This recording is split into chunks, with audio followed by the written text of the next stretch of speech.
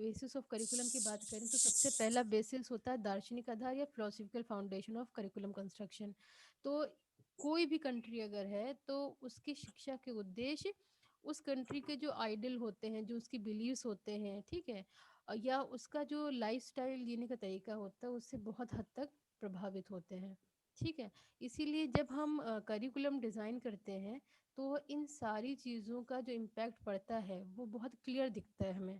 ठीक, हमारा यहाँ जो हमारी मान्यताएं हैं वो हमारे करिकुलम, हमारे सिलेबस में झलकती हैं और इसको हम अलग नहीं कर सकते। इसीलिए जो करिकुलम होता है वो हमेशा एक पर्टिकुलर प्लेस को बिलोंग करता है, किसी पर्टिकुलर मतलब एरिया रीजन को बिलोंग करता है।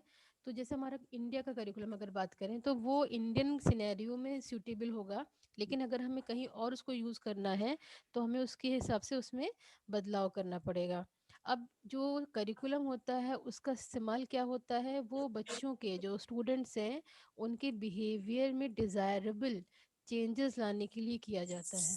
ठीक, और ये जो फिलॉसफी होती है ये बच्चे के व्यवहार में जो एक डिज़ायरेबल बिहेवियर है वो चेंज लाने के लिए अलग अलग तरीके और बेसिस को तलाश करने में हेल्पफुल रहती है, और टीचर इसकी सहायता से नया करिकुलम डिज़ाइन कर सकता है और पॉलिसीज़ बना सकता है। ठीक है? तो ये हमें ध्यान देना होगा कि क्या बेसिस है करिकुलम डिज़ाइनिंग का और उसमें कौन-सा पार्ट ज़्यादा डोमिनेंट दिख रहा है। जो दर्शन शिक्षण होता है उसमें अलग-अलग विधियाँ खोजी जाती हैं, अलग-अलग मेथड्स होते हैं। जो क्लासरूम की सेटिंग्स होती है उसमें टीचिंग लर्निंग की जो प्रोसेस होती है उसको बेहतर बनाने के लिए हमें अलग-अलग बेसिस ऑफ करिकुलम का जो है सहायता लेनी पड़ती है। ठीक? अगर कोई भी particular system of curriculum designing अगर हम देख रहे हैं तो हमें ये मानना पड़ेगा कि वो सिस्टम जैसे दार्शनिक है तो उसकी बेसिक वैल्यूज़ क्या हैं और उसके बेसिस पे ही हम मूल्यांकन करेंगे। ऐसा नहीं है कि हमने साइंटिफिक अप्रोच से करिकुलम डिज़ाइन किया और हम उस पे फिलोसॉफिकल जो इवैल्यूएशन की पद्धति है, जो प्रोसेस है वो अपना दें। नहीं, हमें उसमें भी एक तरीके से इक्विलिब्रियम मेंटेन करना पड़ेगा कि अगर हमारा दर्शन पाठचर्या के जो मूल्यांकन है वो विद्यार्थियों की उपलब्धि का क्या होगा, आकलन नए तरीकों से, नई विधियों से करेगा, ये वो साइंटिफिक विधि से नहीं करेगा।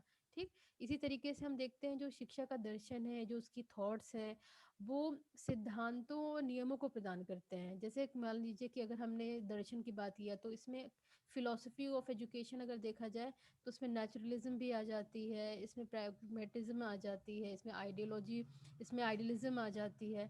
तो इस तरह करके अलग अलग थॉट जो स्कूल होते हैं उनसे हमारा सिस्टम ऑफ एजुकेशन या डिज़ाइनिंग ऑफ करिकुलम बहुत हद तक प्रभावित होता है। ठीक है, ये डिपेंड करता है कि हमारे जो फ्यूचर में क्या नीड हो सकती है सोसाइटी की, उस हिसाब से हमारे जो एजुकेशनल इंस्टीट्यूट हैं वो करिकुलम में बदलाव करते हैं। आप लोग सुनते होंगे कि यूनिवर्सिटी में बोर्ड ऑफ स्टडीज़ की मीटिंग होती है ना? तो बोर्ड ऑफ स्टडीज़ क्या होता है, उसमें टीचर्स होते हैं जो आपको पढ़ाते हैं, उसमें एक्सपर्ट्स इन्वॉल्व होते हैं, ये मिल के आपको इस साल क्या पढ़ाना है और अगर पढ़ाया जा रहा है तो उसमें क्या बदलाव होना है आगे वाले सालों में, इस पे चर्चा होती है और पॉलिसीज़ बनती हैं और जो सजेशंस आते हैं एक्सपर्ट्स के उसके अकॉर्डिंग सिलेबस में फेरबदल किया जाता है। तो जो पॉलिसी मेकर्स होते हैं उनके लिए भी ये जानना बहुत ज़रूरी होता है कि किस आधार पे करिकुलम डिज़ाइन किया गया है, क्या अगर उस आधार को ये सेटिस्फाई कर रहा है या नहीं कर रहा है। ठीक, तो ये तो हो गया आपका ये आपका हो गया फिलोसफिकल बेसिस ऑफ करिकुलम। इसके साथ ही हम ये देखते हैं कि देखिए जिस समाज का जैसा फिलोसफिकल बिलीव्स होते हैं उस समाज की शिक्षा बिल्कुल उसी तरह से ही होगी, इसको बिल्कुल समझ लीजिए। अगर दर्शन, ये फिलॉसफी जो होती है ये किसी भी करिकुलम का बहुत बेसिस, बहुत बड़ा एक पिलर होता है, स्तंभ होता है जिसको हम नहीं हटा सकते हैं। ठीक है, और हमें इसका ध्यान रखना पड़ता है कि हम किस कल्चर के हिस्से हैं और किस दर्शन को हम फॉलो कर रहे हैं। दूसरा जो बेसिस होता है वो होता है मनोवैज्ञानिक, या जिसको हम कहते हैं फिलोसफिकल बेसिस। तो मनोविज्ञान की जो नींव होती है वो किस पे बेसिस होती है, वो इंडिविजुअल डिफरेंसेस पे बेस्ड होती है। तो हर एक बच्चा अपने आप में क्या माना जाता है, अलग माना जाता है, एक दूसरे से भिन्न माना जाता है, और वो अपने सीखने और जो उसकी स्किल्स होती हैं उसमें विभिन्नताएं रखते हैं। उनका अपने सीखने का जो तरीका है, जो एक्सेप्टेंस का तरीका है, उसमें वेरिएशन होता है। ऐसा क्यों होता है? क्योंकि हर एक बच्चे की जो प्रकृति है या नेचर है वो एक दूसरे से भिन्न होता है। इसलिए जो टीचिंग लर्निंग की जो प्रोसेस है वो हर एक बच्चे के लिए एक जैसा नहीं माना जाता है, क्योंकि कुछ बच्चा बहुत तेज़ सीखने की टेंडेंसी रखते हैं, कुछ धीरे धीरे सीखते हैं और कुछ औसत गति से सीखते हैं। ठीक। तो इसलिए क्या होता है कि जो पाठ्यचर्या है, इसके लिए हम मनोवैज्ञानिक तथ्यों को आधार मान के उस पे करिकुलम को डिज़ाइन करने की कोशिश करते हैं, ताकि ये जो डिफरेंसेस हैं उनको हम सेटिस्फाई कर पाएँ और बच्चों की जो कैपेबिलिटीज़ हैं उनको उनको हम एनहांस कर सकें, उनकी एबिलिटीज़ को बढ़ा सकें। ठीक। तो मनोविज्ञान का बहुत बड़ा रोल है करिकुलम कंस्ट्रक्शन में। पहले हमने देखा था कि छड़ी का इस्तेमाल होता था, टीचर मारता था बच्चों को, लेकिन धीरे धीरे क्या हो गया, छड़ी क्लास के बाहर हो गई और बच्चा जो है वो सेंटर में आ गया और टीचर सेकेंडरी रोल में आ गया, just because of this psychology. और मनोविज्ञान में क्या होता है, बच्चे का जो फिजिकल, मेंटल, सोशल, इमोशनल, ठीक है, यहाँ तक कि स्पिरिचुअल, मॉरल, इन सब का जो डेवलपमेंट है इसका किसकी स्टडी की जाती है। ठीक है। और इसके बेसिस पे हर एक लेवल पे बच्चे के लिए एक फिक्स करिकुलम को डिज़ाइन किया जाता है।